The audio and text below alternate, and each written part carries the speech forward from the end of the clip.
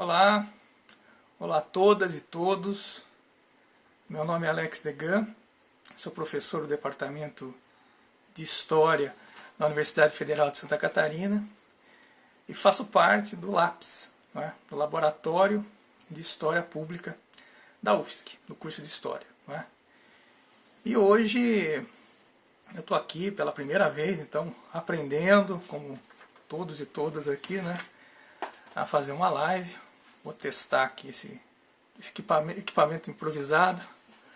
E a ideia é a seguinte: eu acho que nesses meses, né, nesses últimos dias que nós temos passado o impacto dessa pandemia, os desafios para se comunicar, para se ensinar história, para se produzir conhecimento histórico, para divulgar o conhecimento histórico,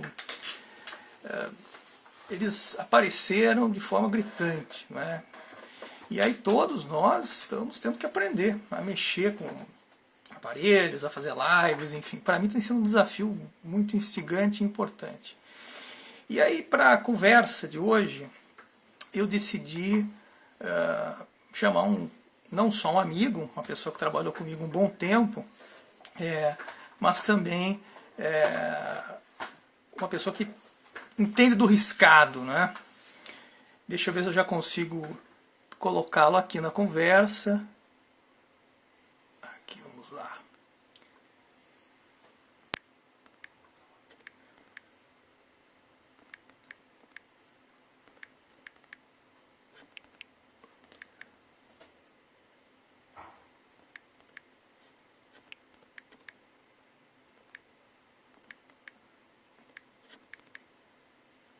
Não. Ué, não estou conseguindo. Marcelo, você entrou com Fronteiras ou com o Marcelo? Vamos ver aqui. Espera só um pouquinho.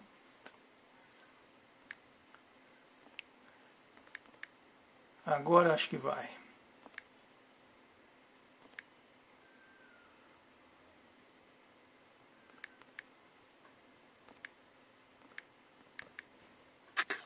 Não está indo não.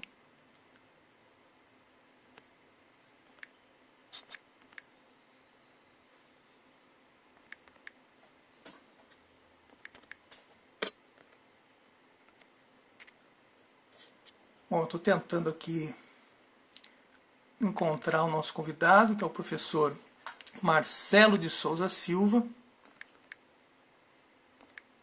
Só um momento.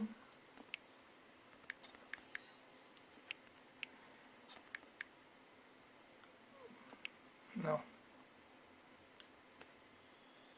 Que engraçado. Não localizo o Marcelo.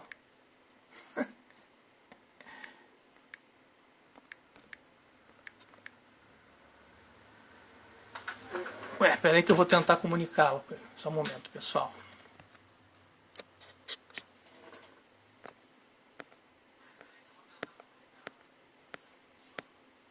Se eu acho ele aqui entre os espectadores.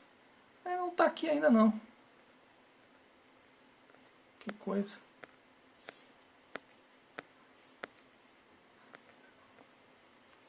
Bom, é o seguinte. Então a nossa ideia é conversar um pouco sobre comunicação, podcast, ensino de história, produção do conhecimento histórico nessas novas plataformas, que vocês estão vendo aqui. Eu sou uma experiência que é difícil, né?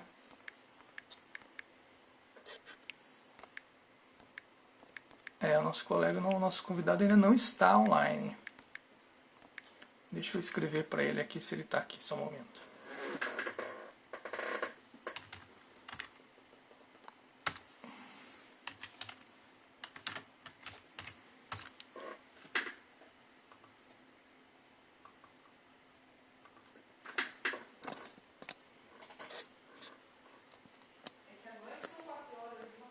Aham. Tudo bem. Tem muita gente aqui testemunhando meu vexame, né? Isso é bom.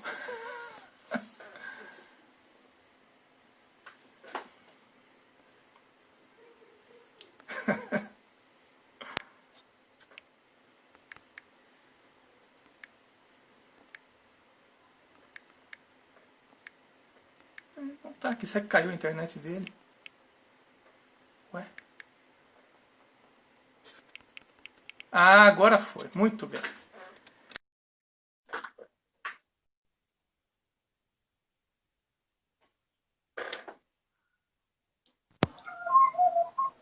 E Marcelo? Agora sim. Sim, meu cara. E aí? Como é que você tá, meu? Tudo bem. E você? Boa Como tarde, é que tá o você. som? Boa Tá tarde a dando pra todos. ouvir? Tá ótimo. Tô ouvindo Ótimo. super bem. Uhum. Ok. Então eu vou começar te apresentando, tá? Pois não. Então, Marcelo de Souza Silva. Ele é professor na Universidade Federal do Triângulo Mineiro. Fez graduação e mestrado na Unesp Franca e o doutorado na Universidade Federal do Rio de Janeiro. Ele tem um trabalho em pesquisa na área de História Social do Crime, né?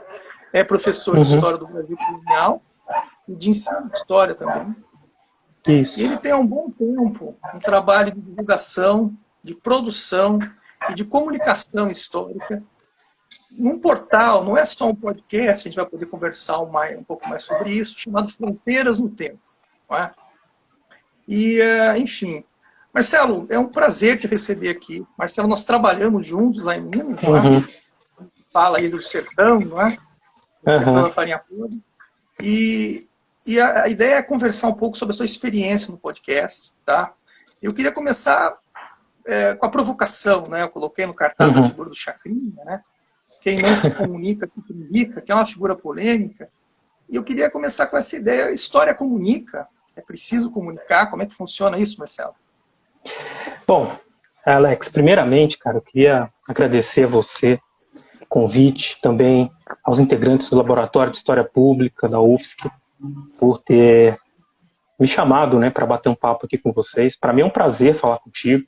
Estou vendo aqui os Legal. comentários das pessoas e concordo, né? Você é sempre um cara muito elegante, com essa bela gravata borboleta. Para você tudo. Que bom. Me inspiro na sua elegância. Quem sabe um dia eu chego lá. Decadência, mas com elegância, né? Então, A gente cai com elegância. Então eu estou muito feliz de estar aqui para falar desse projeto que eu e o professor César Agenor, meu amigo César já há muitos anos, vimos gestando, né?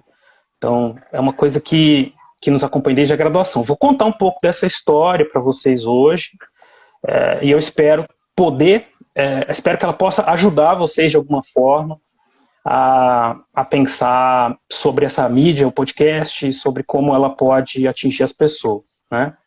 Bom, então uma sua provocação, sua pergunta, né? Você colocou o chacrinha lá e a comunicação, né? Tem muitas coisas que eu pensei a partir dessa imagem que você colocou ali, mas para simplificar, eu acredito que a resposta é sim, a história comunica. A história, ela é uma coisa que está presente na vida de todas as pessoas. Ela faz parte, ela dá significado para a vida das pessoas, né? Então, se a gente lembra as discussões que têm sido feitas na área do ensino de história, da teoria da história, sobre a consciência histórica, né? Sobre como as pessoas trabalham com o seu próprio passado, com o passado da sua comunidade, independentemente do que é produzido na academia, acredito então que a história seja um dos pilares da vida, né? Então é preciso, como ela está presente ali, ela é um dos elos, né? E portanto, né, trabalhar com essa história, estando ali no podcast, é estabelecer esse contato com essa coisa profunda, né, que é muito importante para as pessoas, que inclusive faz com que elas tenham interesse, se divirtam com a história, né, que é uma coisa que, para gente que vai estudar história, a história, quando vai virando trabalho, tem as partes chatas também pra gente que é trabalho e tudo. Mas para as pessoas que estão fora e que não têm isso como profissão, né, a história, ela diverte, ela é um entretenimento, ela também é uma forma de a pessoa pensar sobre a própria vida, né? Então isso é muito importante.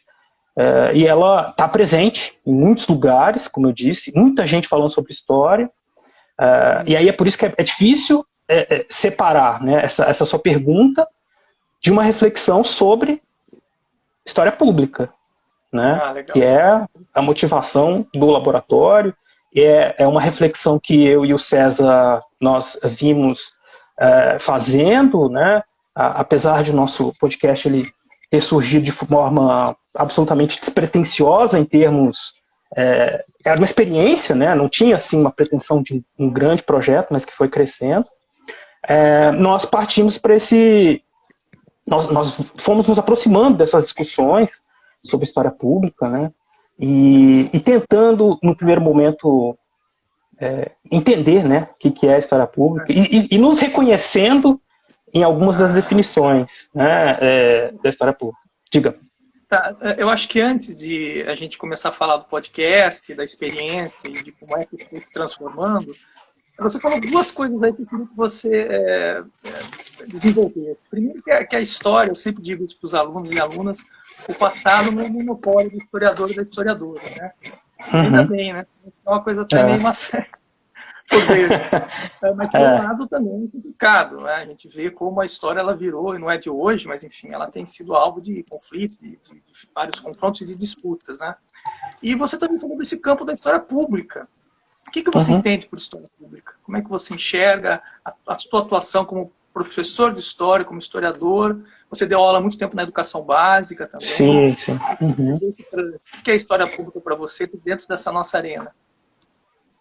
É interessante porque, como eu disse, a gente vai se reconhecendo, à medida que vai estudando a história pública, vai se reconhecendo em muitas ações que aí você pensa, mas eu já fazia isso, né?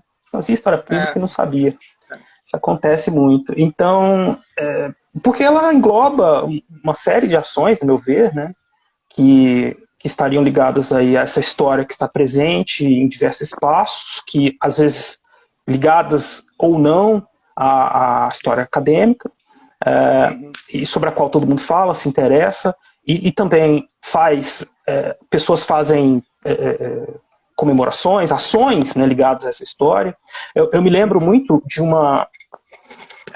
quando eu comecei a estudar a história pública, eu me lembrei muito das inquietações que me causaram a comemoração dos 500 anos do Brasil, né? E a maneira... eu acho que você também devia ser estudante nessa época, porque a gente é uma idade boa, assim, e a gente foi muito provocado na história a pensar sobre isso. Tinha aqueles relógios nas cidades e caiu.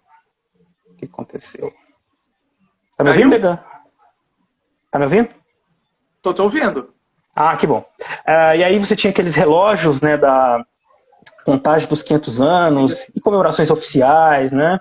E eu me lembro, não sei como que era com você lá na USP, mas a gente era muito contra tudo isso, falava, isso é tudo bobagem, isso é coisa do esse governo neoliberal, né? Coisa dessa da Globo, né? Eu lembro que conhecia um cara, inclusive conheci um cara num congresso, inclusive ele era da UFSC, ele falou que queria ir destruir o relógio da Globo aí em Florianópolis, estava assim, muito, muito chateado com isso. Enfim, eu refletindo, né, retrospectivamente sobre isso, eu via o quanto a gente estava um pouco apartado eu vejo hoje, né, o quanto nós nos afastamos. E aí veio o Eduardo Bueno, escreveu aqueles livros, e a gente criticava muito, não, isso não é possível, não pode, né?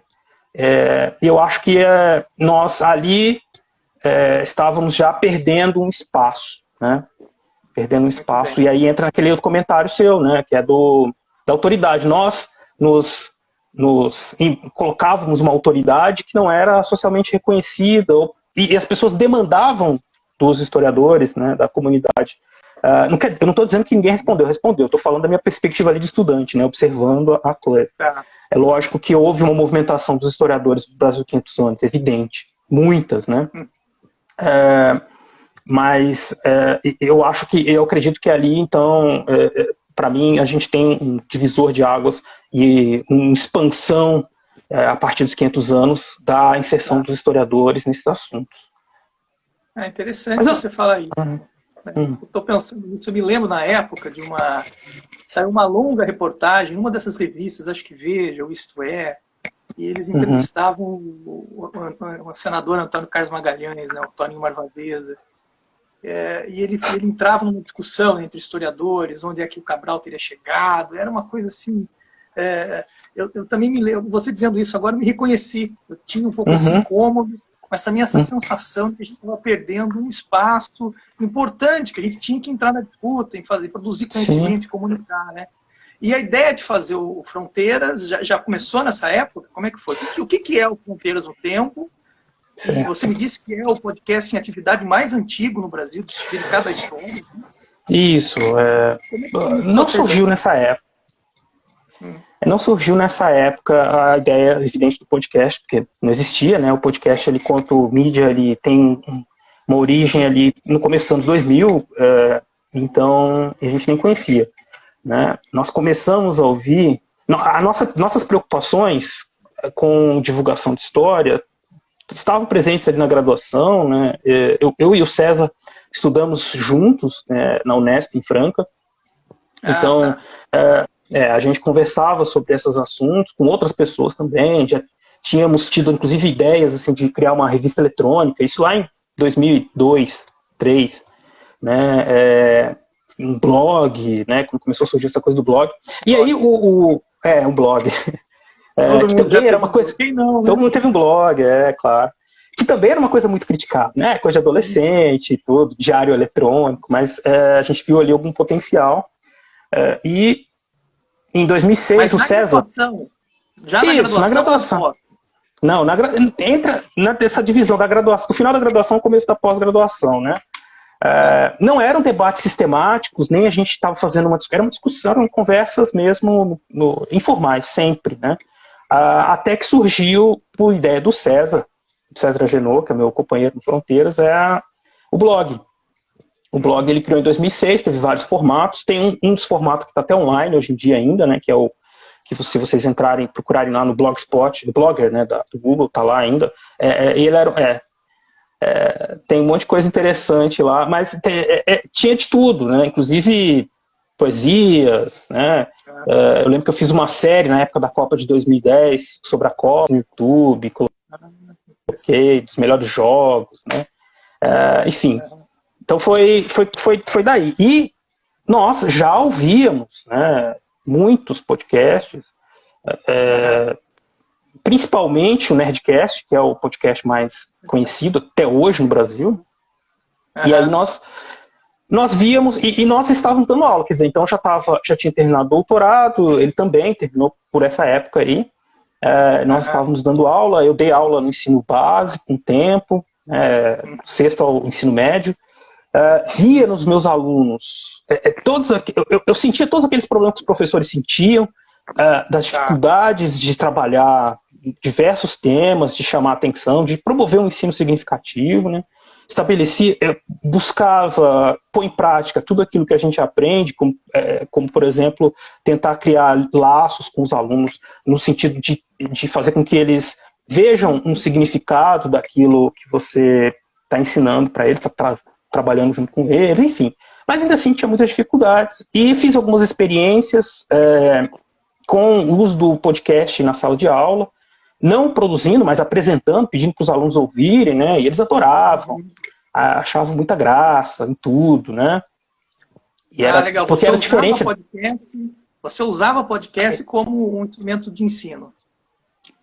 Usava, exatamente. Comecei a ver que era possível com alguns temas, especialmente ali que eu via que tinham mais interesse dos alunos, tal, e passava para eles ouvirem, né?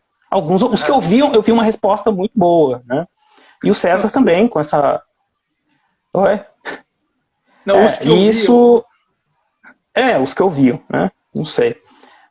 E aí a gente ficava... Quer dizer, chama atenção. Então, e outra coisa é que você usa o podcast, você ouve e você acha legal. Eles fizeram isso, que interessante.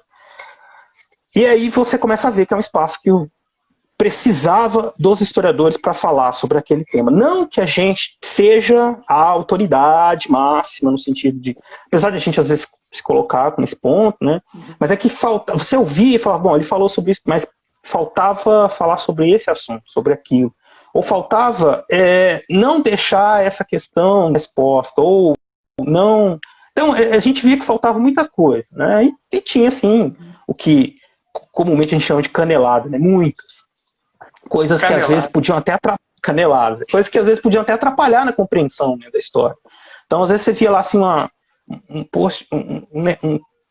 um episódio qualquer falando de guerra e sem uma reflexão a respeito da escrita sobre a guerra, sobre quem participou dessa guerra, qualquer outro assunto que a gente achava que podia ser mais bem explorado, que também ia chamar a atenção dos alunos, né, dos ouvintes, né? A gente estava pensando muito em alunos, mas dos ouvintes. E aí nós passamos a conversar sobre isso. Aí já cada um morava numa cidade, né? Então a gente conversava um pouco pela internet e esse projeto foi sendo gestado, né? Até que em 2010 a gente começou a pôr em prática, né? Em 2010 nós nos sentamos e o César e eu, a gente pesquisou como fazer podcast, né? Mais o César do que eu até, ele foi atrás de toda a parte técnica, né? Ele ia ser o nosso editor e tudo. 2010. 2010, então a gente gravou 6 horas de episódio, de áudio sobre a Segunda Guerra Mundial. Porque a gente viu que porque era um tema que chamava muita atenção dos nossos alunos, tudo, então a gente gravou todo esse tempo e passamos 4 anos trabalhando esse material, né? Não 4 anos direto, né? Era idas e vindas, mas a gente ficava tentando pensar uma maneira de fazer com que isso fosse lançado, né? E é difícil, porque você precisava ter um lugar para... Hoje em dia você tem mais possibilidade de fazer isso de graça, né? Mas até então você tinha que pensar num servidor e muitas outras questões técnicas que a gente não dominava e tinha que gastar um dinheiro também que a gente não tinha, né? Ou no começo que a gente não tinha predisposição de gastar, né? De investir. Não tinha nem Marcelo, não tinha nem esses sites de tocadores de podcast ainda, não é? Não, acho que só do iTunes mesmo, né? Da Apple, mas era com certeza bem menos difundido, né? E, era uma coisa que você entrava pelo navegador e fazia o download, né? E aí nós fizemos baixar, copiar os MP3 para um pendrive ou para um player qualquer, né? Eu nem lembro mais que tipo de player que tinha na época, porque enfim, essas coisas mudam muito rápido, né? E aí você ia ouvir, né? Pelo menos eu ouvi assim, nessa época, que já faz quase 10 anos. Mas enfim, aí a gente... com essas inquietações assim, do ensino de história e com a percepção de que havia necessidade dos historiadores trabalharem sobre nessa mídia, nós gravamos tudo isso, né? Foi um terror, porque é muito diferente de dar aula, né? Todo mundo agora que está nessa pandemia está passando por isso, todos os professores, né? Que é tentar emular uma aula online e sair falando sobre o assunto, né? Não é a mesma coisa, não tem o mesmo ritmo, né? Então a gente gravou esse episódio, né, em 2010, lançamos em 2014, 2 partes, 2014, julho de 2014, lançamos 2 partes, esse áudio, né? Mas assim, totalmente despretensiosamente, assim mesmo, só pra gente ir fazendo. Uma coisa que eu estava falando com o César outro dia, e é muito verdade, assim, era uma coisa era um hobby, né? Uma coisa, nossa diversão, porque a gente gosta de falar de história e queria falar de história para as pessoas, né? Então eu acho que isso ajudou, inclusive até o podcast depois a ganhar um formato que a gente faz, porque a gente realmente tem um prazer com aquele processo todo, né? Se empolga, né? Muito. Uma coisa. Diga. Você disse que inicialmente vocês gravaram 6 horas de conversa e aí editaram, e isso ficou resumido em quanto tempo?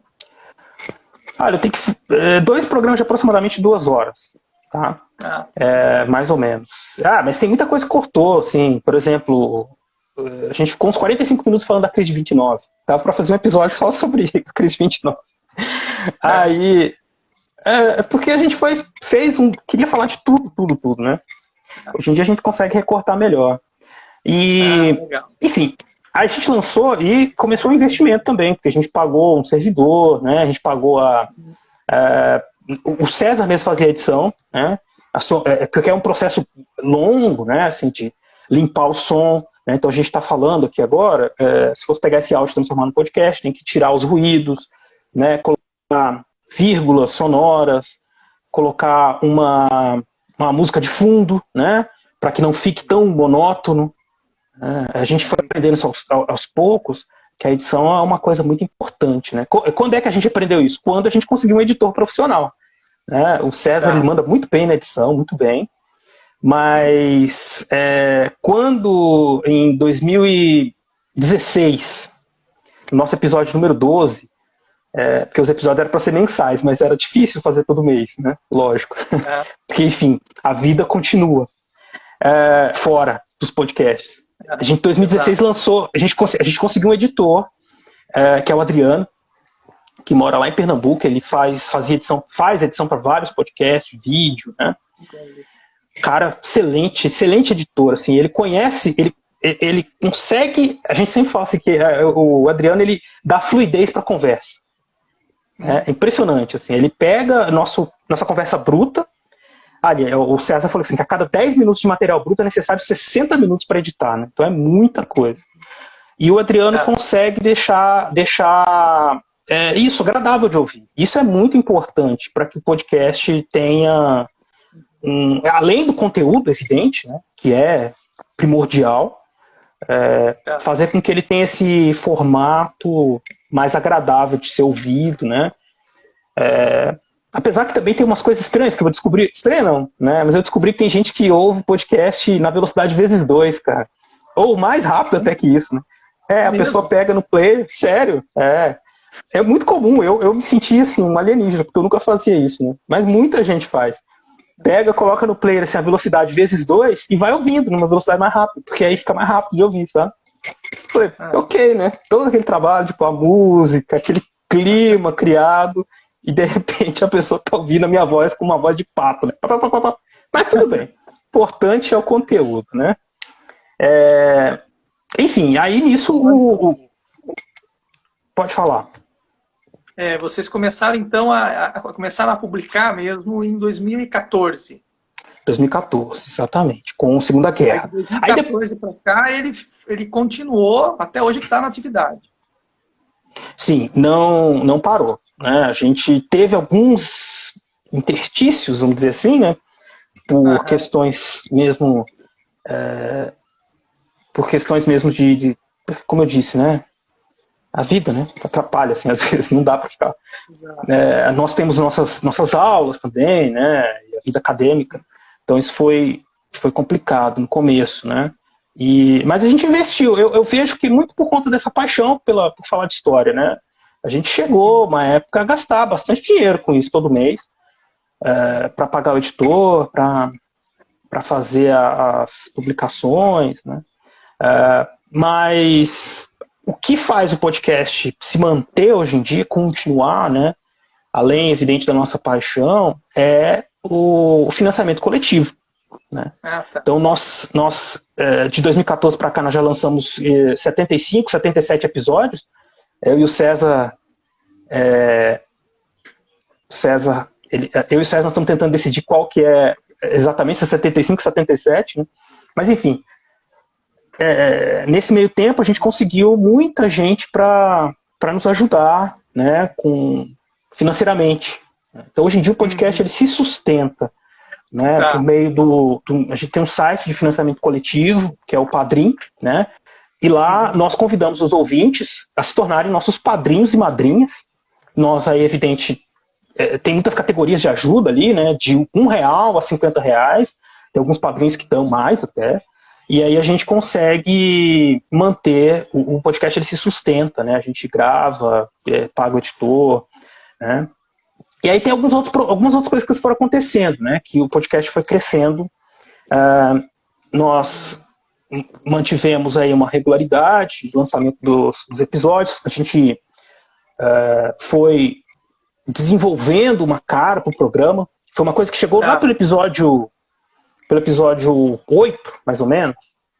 A gente percebeu, também no contato com os ouvintes, que havia Bom, enfim, as pessoas fazem, né, suas críticas, seus comentários. A gente sempre pedia para que elas mandassem, né, que é uma coisa também muito importante. A gente pede para as pessoas mandarem e-mail, mandar comentários, e elas mandavam. Então tinha umas críticas, porque vocês fazem isso, podiam fazer aquilo. E a gente foi melhorando, foi adequando a linguagem, adequando o formato, né? Então, umas coisas assim, que são dessa interação com o público mesmo, né? E aí a gente conseguiu chegar numa dinâmica, né? Hoje em dia, eu converso muito com o César de que isso a gente tem... Às vezes, a gente planeja um papo de um jeito no roteiro, porque é evidente que os episódios são roteirizados, Tá. e ele vai caminhando, né? Não é uma coisa assim, rígida, no sentido... a gente tem que falar. São pontos pra gente não esquecer de falar, né? Daquelas questões. Igual a gente fez nosso roteiro aqui, a gente tá indo, né, na conversa. E a coisa vai ficando mais fluida, né? Vai ficando mais orgânica, mais dinâmica, né? Eu acho que é um pouco por aí. Olha só, Marcelo. Diga. Então, de fato, assim, ele foi se transformando, né? Vocês foram construindo um estilo. De fato, é um podcast agradável de se ouvir, é engraçado, enfim. E eu já te disse isso, eu gosto muito. Mas, assim, como é que ele é operado na prática? Como é que vocês definem os temas? Como é que vocês escolhem? Como vocês gravam? Você me disse que tem o apoio de um profissional para edição. E eu queria também saber desse feedback. Quem escuta? Qual que é os programas, eles são escutados uma média por quantas pessoas? São alunos de história? Qual é esse público? Tá, vou começar pela parte prática e depois eu falo do público. Como eu disse, então, a gente foi melhorando essa parte da edição, né? E a gente hoje reconhece a importância gigantesca que ela tem. Depois, nós fomos também aprendendo como escolher temas, né? Como fazer o próprio roteiro, né? Coisas que a gente aprendeu na prática, mas também que a gente foi experimentando, né? Foi colocando para testar. Nós gravamos pelo Skype, né? O Adriano, videomaker, acabou de entrar aí com a nossa editora aí. Um abraço para o Adriano, o homem da fluidez. E aí a gente grava pelo Skype até hoje, apesar que existem muitas outras formas de gravar agora, né? Muita gente tem usado um programa que chama Discord, que você cria canais para gravar. Mas você pode gravar pelo celular o áudio, né? Os áudios ficam separados, depois a gente sincroniza com palmas e o editor ele faz a junção dos áudios, né? Ele organiza tudo. E aí a gente procura, né, estabelecer um cronograma para gravar, né? Pelo menos a cada 15 dias, né? O programa, a gente tem 2 programas, né? Quinzenais. Então a gente tem, toda semana tá gravando alguma coisa, né? Às vezes passa um pouco mais, a gente grava um pouco mais, né? Enfim.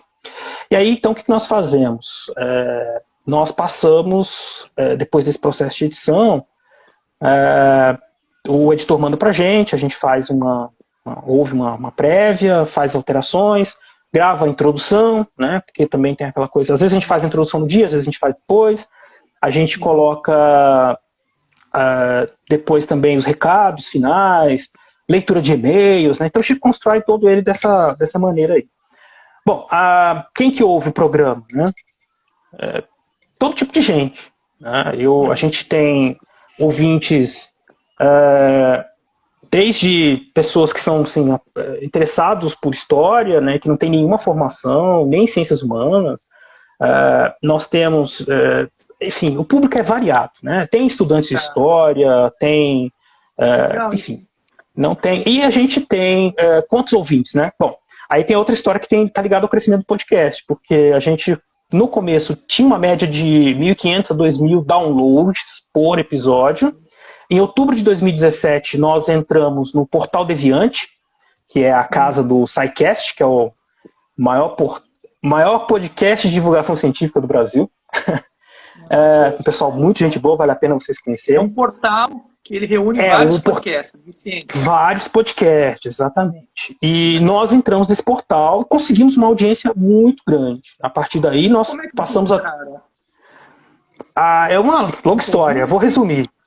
Um ouvinte, o William Spengler, né, que hoje em dia é nosso colaborador, que é nosso parceiro, o William Spengler, um professor de história, distinto morador aí da cidade de Gaspar, no Santa Catarina.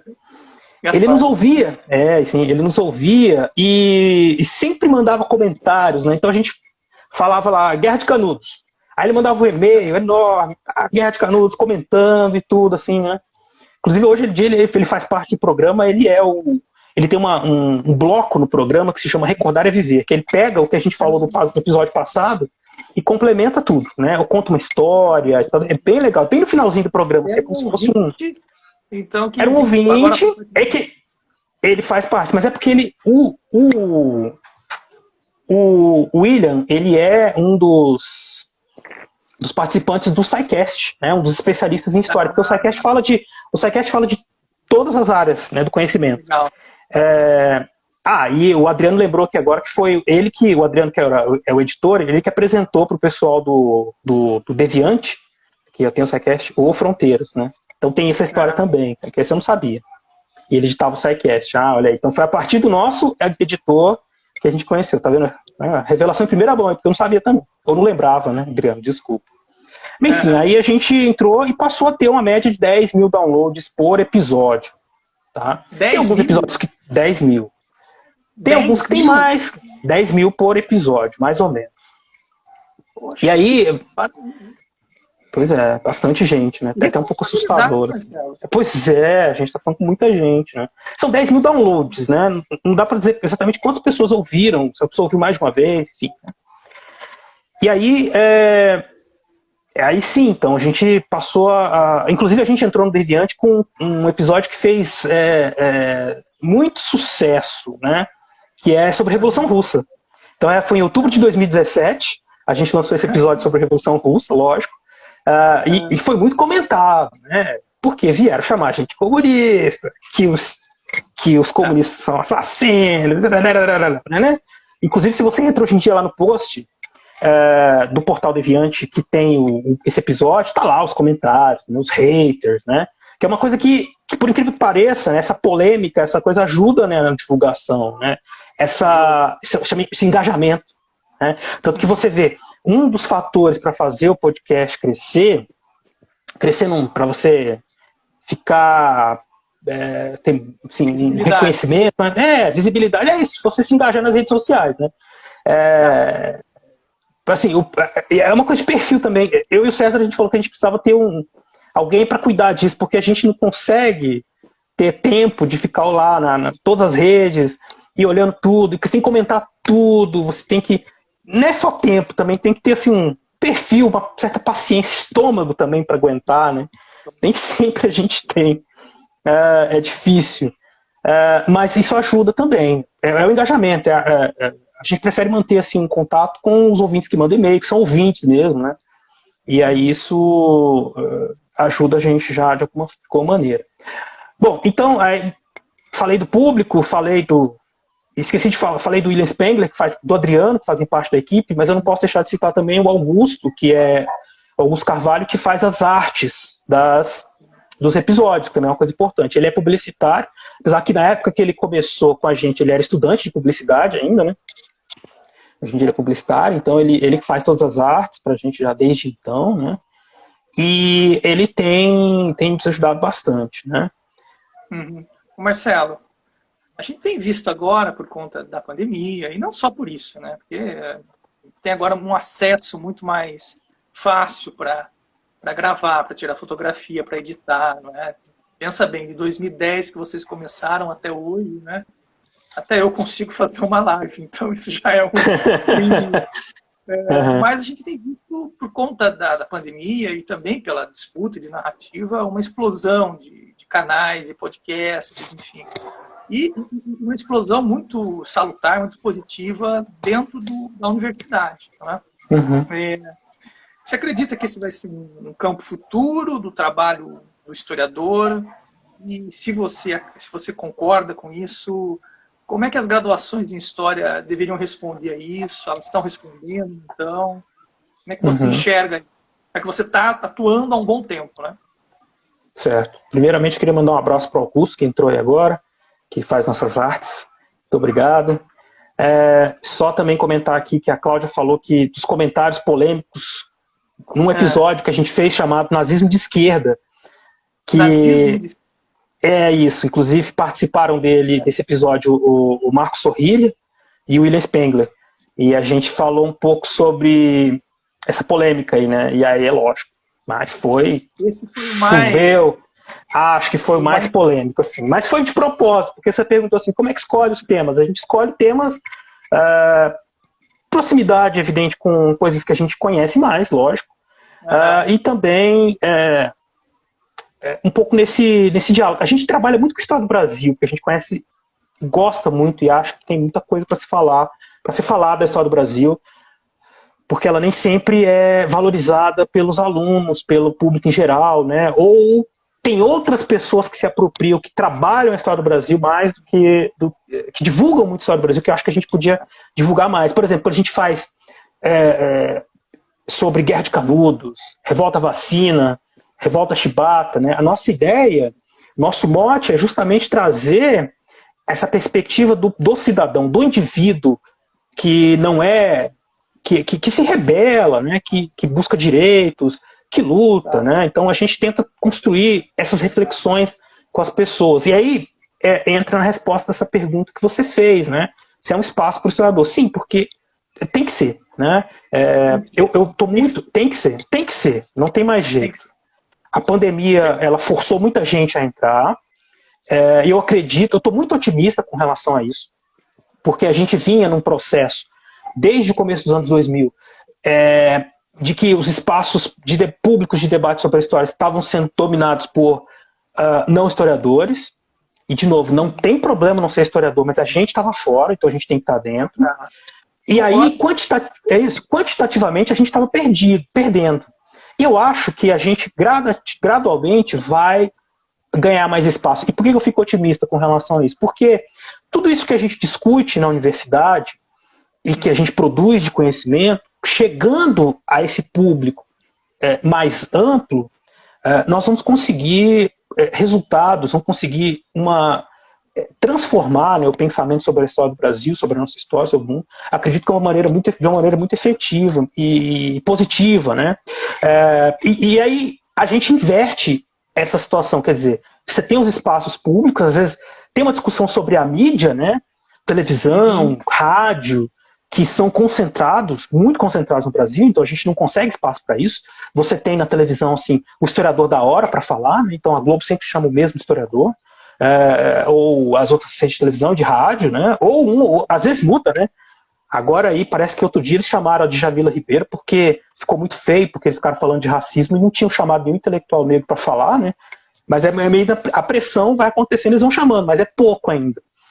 Tá. E a gente consegue inverter isso. O que eu acho que pode acontecer, que me deixa otimista? Nós, historiadores, nos colocando nesse espaço, nós temos a qualidade do conteúdo e nós vamos ter quantidade também. Então eu acho que vai melhorar muito a divulgação da história, né? Eu acho que isso...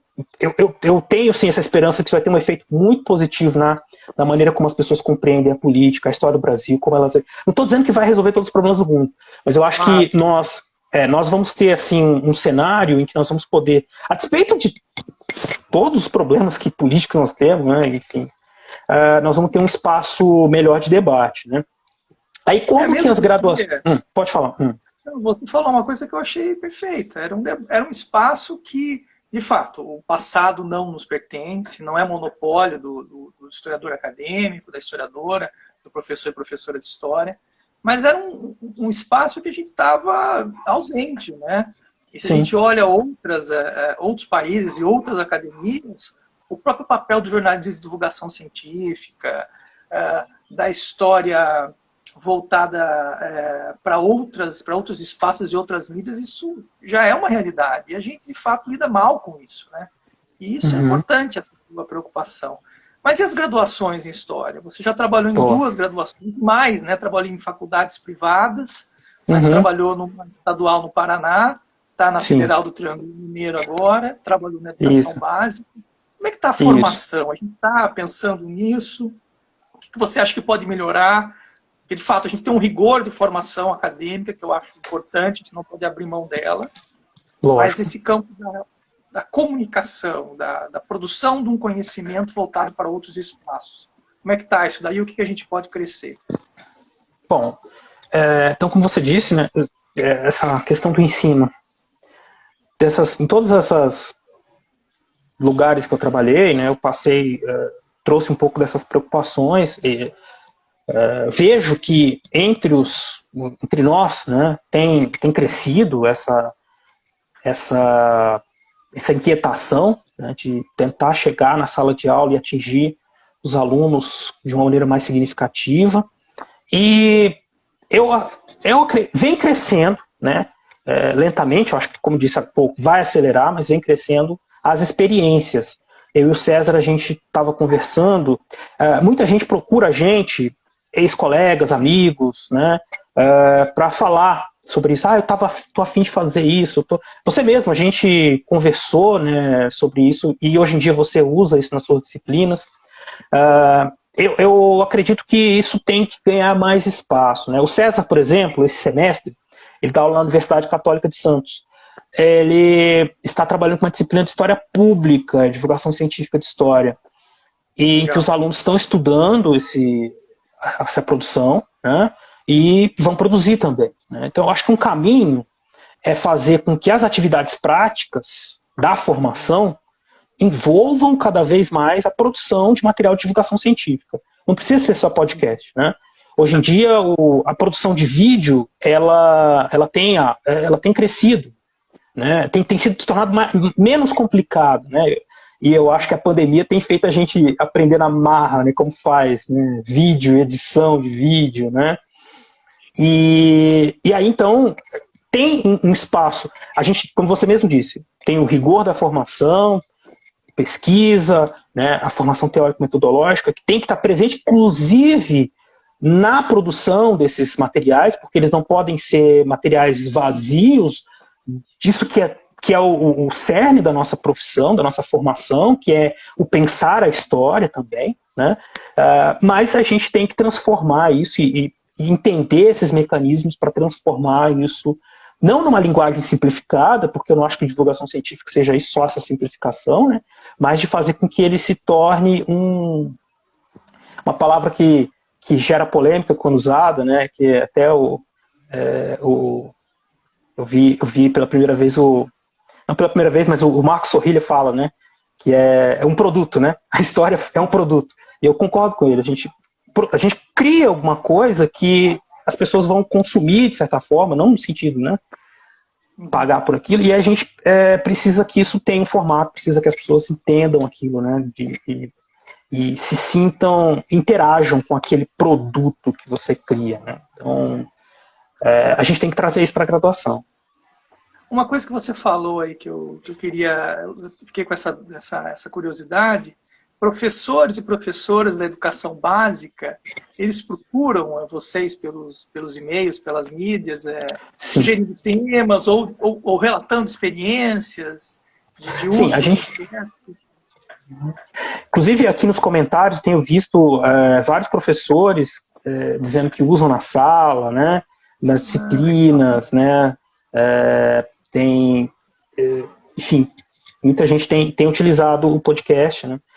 Nós recebemos, não é uma quantidade que eu possa precisar para você aqui agora, né, mas são contatos mesmo, por enquanto, principalmente de gente que conhece a gente, né, e sabe que a gente tem trabalhado com isso há algum tempo. E as sugestões de tema, elas vêm de todos os ouvintes, né. Eventualmente a gente consegue atender essas demandas e fazer de acordo com o tema que as pessoas pediram, né.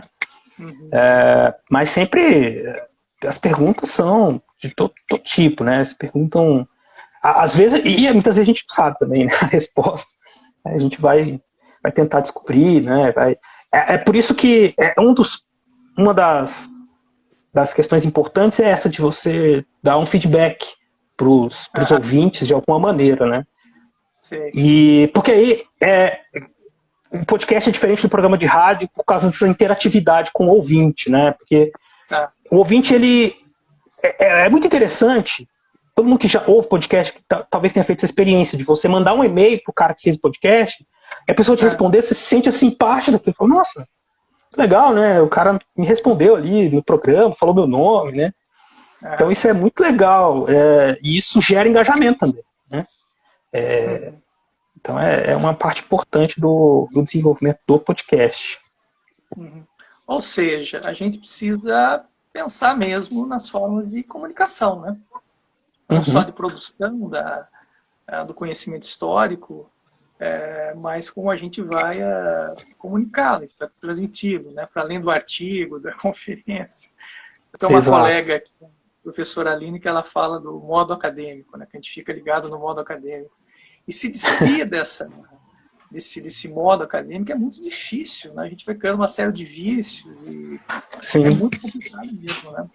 E você fala uma coisa que é verdade, por conta da pandemia, eu mesmo fiz algumas experiências aqui de gravação de aula para me ver com a tecnologia, é dificílimo, é constrangedor, é outra coisa, é outra linguagem, eu tenho que me comunicar de outra forma, não é? Então, enfim. Marcelo, você tem mais alguma coisa para dizer sobre o Fronteiras no Tempo, sobre a experiência? Queria colocar mais algo que não pôde comunicar aqui? Olha, a conversa poderia ir muito, muito, muito longe, né? Tem questões, por exemplo, experiências que aconteceram durante o podcast que foram muito interessantes. Por exemplo, quando a gente descobriu que nós, no iTunes Chart, que faz a classificação dos podcasts, né? Quando a gente se descobriu algumas vezes lá entre os 10 primeiros podcasts de história do Brasil, né? Então dá uma motivação. E até outro dia atrás a gente estava em primeiro lugar na categoria História em Cabo Verde, sabe? Então tem uma comunidade, tem uma comunidade que fala português, que ouve, né, os podcasts, então isso é muito interessante. Inclusive a gente fez essa coisa do tema também, né?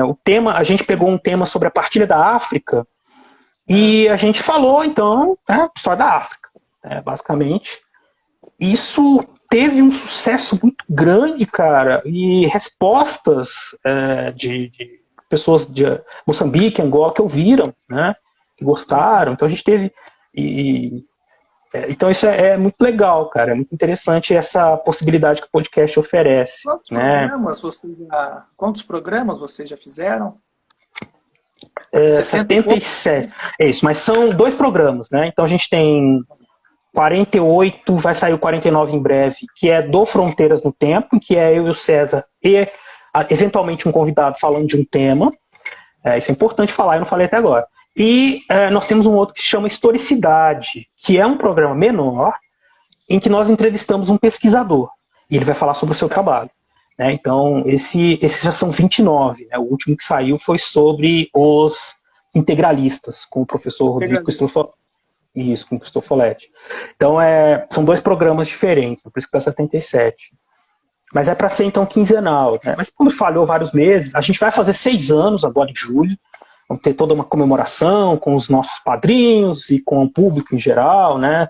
Estamos preparando algumas surpresas aí, tentando expandir o projeto, tentando fazer com que essa experiência ganhe mais visibilidade, não por uma questão pessoal qualquer, mas porque eu acho que a gente pode, como eu disse, contribuir para que outras pessoas também participem da podosfera, né?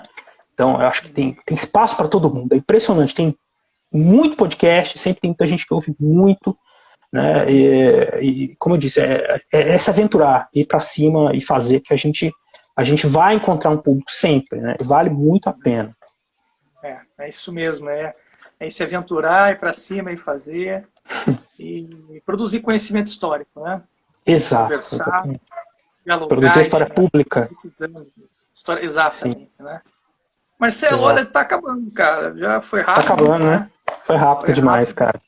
É sempre um prazer te reencontrar, nem que seja virtualmente, né?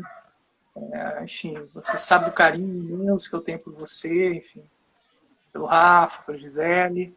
E espero que logo, logo a gente se reencontre pessoalmente, né? Para tomar aquela cerveja. Ela tem um grande papo.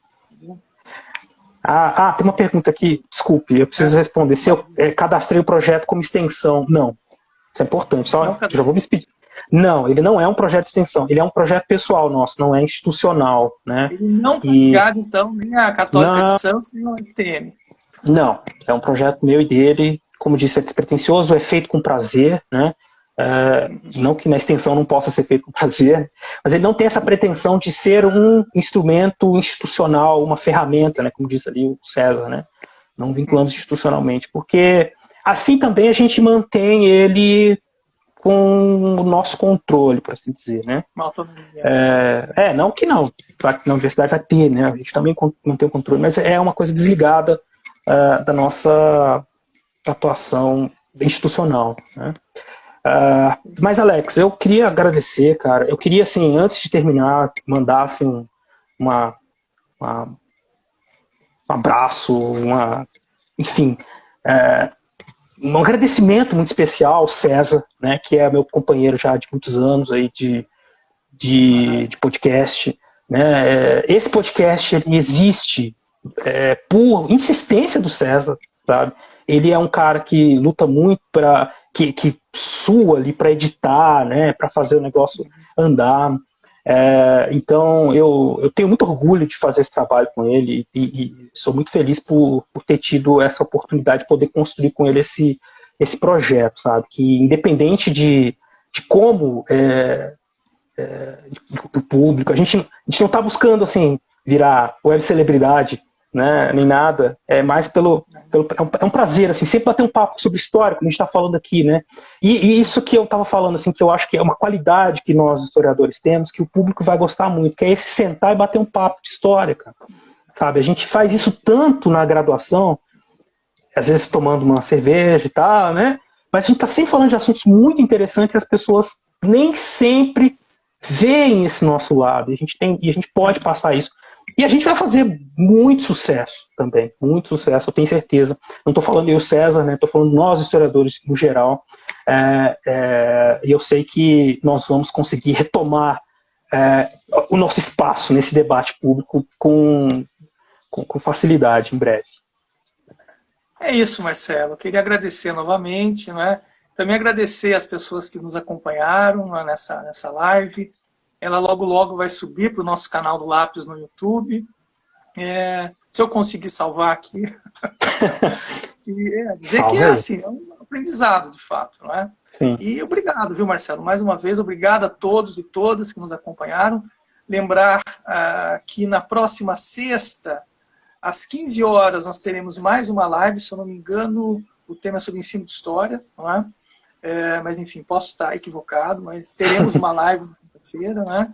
E o Laboratório de História Pública aqui está todo vapor, estamos montando um site, pensando em outras mídias, e essa é mais uma. E foi muito importante ouvir a tua experiência, né? O podcast de história, seu do CA, em atividade, mais antigo no Brasil. E é isso, meu caro, um forte abraço, tá? E se cuida, fica em casa. Você também, um abraço a todos, muito obrigado.